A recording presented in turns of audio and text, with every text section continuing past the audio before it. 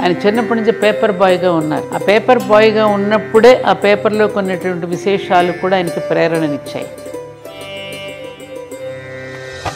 ఆయన ఏమన్నారు, రామేశ్వరంలో ఆ పైన ప్రయోగిస్తున్నప్పుడు మీకు ఎలా అనిపించిందంటే ఏమన్నారైనా, ఒక వైజ్ఞానిక పరకంగా, ఒక దైవభక్తి పరుడుగా ఇన్ని రకాలుగా ఆయన ఎదిగాడు అంటే కారణం ఏమిటంటే,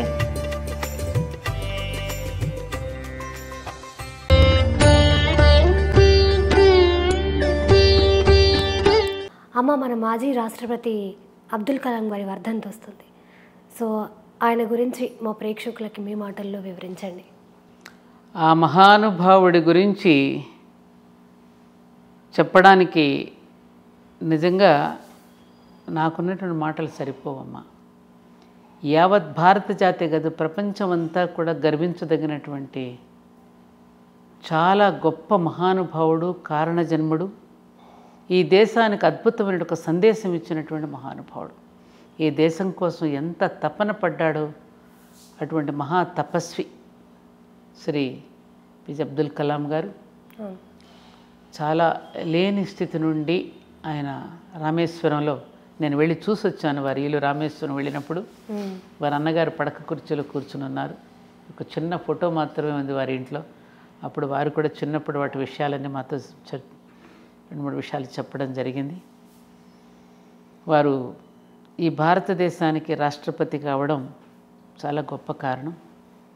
ముఖ్యంగా ఇవాళ వైజ్ఞానికంగా మనం ఈ రోజున ఎదిగామని చెప్పుకోవడానికి అబ్దుల్ కలాం గారు ఒక రకంగా మూల కారణం అని మనం చెప్పుకోవచ్చు. వారు రాష్ట్రపతి భవన్లో ఉన్నప్పుడు ఆయన ఎంత సింపుల్గా జీవించారో మనందరికీ తెలుసు.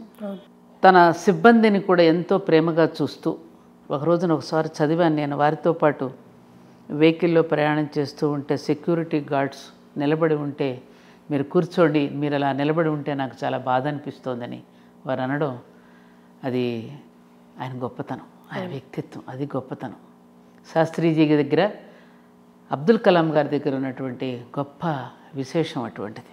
ఇప్పటికీ నేను చూస్తుంటాను, చాలామంది మంత్రులు వెళుతూ ఉంటే పాప వాళ్ళ కార్లు వెనకాల ఈ గన్నులు పుట్టుకుని వీళ్ళు పరిగెడుతూ ఉంటే వాళ్ళ డోర్లు తీయటానికి ఆరాటపడి చాలా బాధ అనిపిస్తుంది నాకు. అలాంటి ఏ ఆర్భాటాలు లేకుండా కేవలం 4 కోట్లు 6 పెన్నులు పైన వేసుకునేటువంటి బయటకు వచ్చేసి ఆయన రాష్ట్రపతి భవన్ నుంచి ఆయన ముఖ్యంగా విద్యార్థుల్లో ఎంతో దేశభక్తిని, జాతీయ భావాలని నెలకొల్పి వాళ్ళందరి యువతనంతటినీ కూడా రేపటి భారతదేశానికి నవయుగ నిర్మాణానికి యువత యొక్క పాత్రను వారు ఎంతో అద్భుతంగా చెప్తూ, వారు విద్యార్థుల మధ్యనే వారు నేలకి ఒదిగిపోవడం అనేది విద్యార్థుల పట్ల, యువత పట్ల, దేశం పట్ల ఆయనకున్నటువంటి అంకిత భావం, ఈ దేశం పట్ల ఆయనకున్న ప్రేమని మనకు సూచిస్తుంది. అటువంటి మహానుభావుడి గురించి ఆయన 2 పుస్తకాలు రాశారు ఇంగ్లీష్లో, బాగా అందరిలోకి యువకులను ఉద్దేశించి. వింగ్స్ ఆఫ్ ఫైర్ ఒకటి, కొన్ని లక్షల కాపీలు అమ్ముడిపోయాయి. దాంట్లో కూడా సర్వేశ్వరుని కోరుకుంటూ ఆయన నా భారత జాతిని ఏ విధంగా రక్షించాలో, ఈ జాతిని రక్షించడం కోసం ఆయన చేసిన ఒక ప్రార్థనా తీరు, ఆయన చెప్పిన మాట నేను కూడా ఎప్పుడు చెప్తూ ఉంటాను. ఆయన ఒకటే మాట ఎప్పుడు ఎక్కడికి వెళ్ళినా చెప్పేవారు, if there is a righteousness in the heart, there will be beauty in the character. If there is a beauty in the character, there will be harmony in the home. If there is a harmony in the home, there will be order in the nation. When there is order in the nation, there will be peace in the world. అంటే హృదయంలో సన్మార్గం ఉంటే శీలంలో సౌందర్యం ఉంటుంది, శీలంలో సౌందర్యం ఉంటే ఇంటిలో ఐక్యత ఉంటుంది, ఇంటిలో ఐక్యత ఉంటే జాతిలో పద్ధతి వస్తుంది, జాతిలో పద్ధతి ఉంటే ప్రపంచంలో శాంతి నెలకొంటుంది. ఇది వారు ఇచ్చినటువంటి గొప్ప సందేశం యువతకి. దాన్ని అందుకున్న వాళ్ళు అందుకుంటారు. ఆయన అనేక విత్తనాలు చల్లెళ్ళారు. ఆ విత్తనాలు కొన్ని వృక్షాలు అవుతున్నాయి, ఇంకా కొన్ని ఎదుగుతూ ఉన్నాయి. తప్పకుండా ఆయన చేసినటువంటి ప్రయత్నం రేపటి యువతలో ఇది ఈ జాతిని ముందుకు నడిపించడానికి, ఈ దేశాన్ని మళ్ళీ విశ్వగురు స్థానంలో నిలబెట్టడానికి వారు సంకల్పించిన సంకల్పం, వాళ్ళు చేసినటువంటి ప్రార్థన ఎప్పటికీ వృధా పోదనేటువంటి నమ్మకం నాకు ఉన్నదమ్మా. వారికి ఈ సందర్భంగా నేను శ్రద్ధాంజలి ఘటించేటటువంటి అవకాశం కల్పించినటువంటి మన తెలుగు టీవీ ఛానల్ వారికి కూడా నేను శుభాకాంక్షలు, శుభాభినందనలు, ధన్యవాదాలు తెలియజేసుకుంటున్నాను.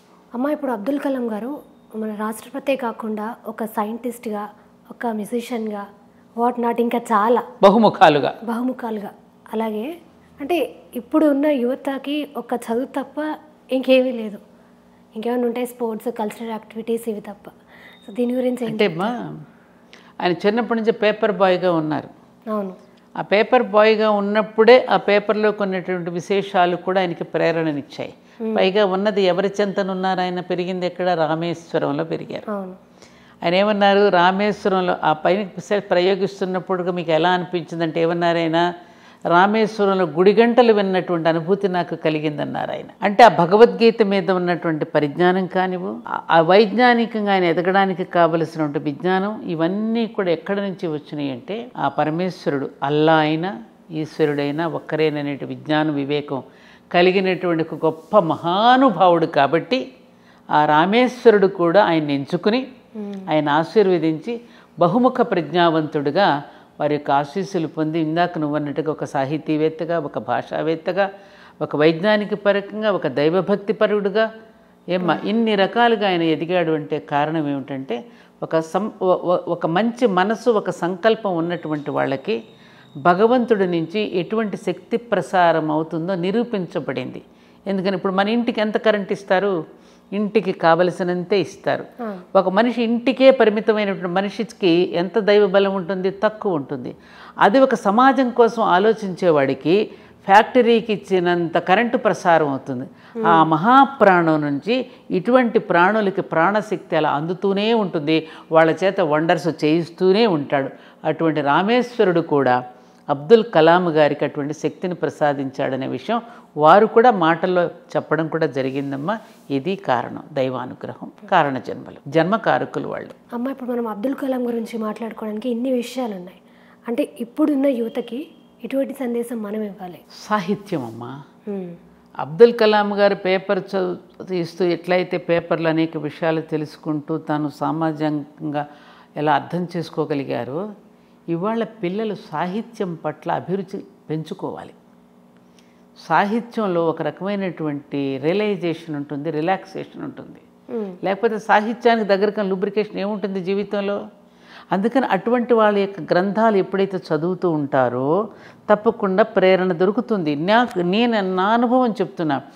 మా తెలుగు మాస్టర్ గారు కేటీఎల్ నరసింహాచార్యులు గారు గోదా గ్రంథమాల నడుపుతూ అందరి జీవిత చరిత్రలు వ్రాసేవారు. దాన్ని నాతో పేరు కాపీ చేయించేవారు. లాల్ బహదూర్ శాస్త్రి గారి యొక్క జీవిత చరిత్ర నేను పేరు కాపీ చేస్తున్నప్పుడు, ఆ సాహిత్యం చదువుతున్నప్పుడు శాస్త్రీజీ పట్ల నాకు అపారమైనటువంటి భక్తి ప్రపత్తులు కలిగాయి.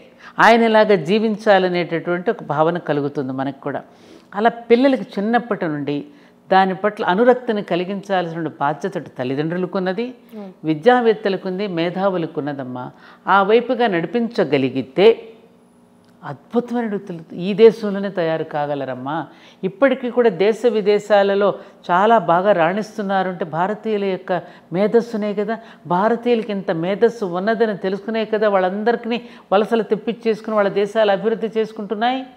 దానికి సాహిత్యం కూడా మరింతగా తోడైతే, ఇవన్నీ కలగలిపి కనుక ఉంటే వాళ్ళు 1000 మంది అబ్దుల్ కలాంస్ తయారు కాగలుగుతారు, కొంతమంది వివేకానందులు తయారు కాగలుగుతారు.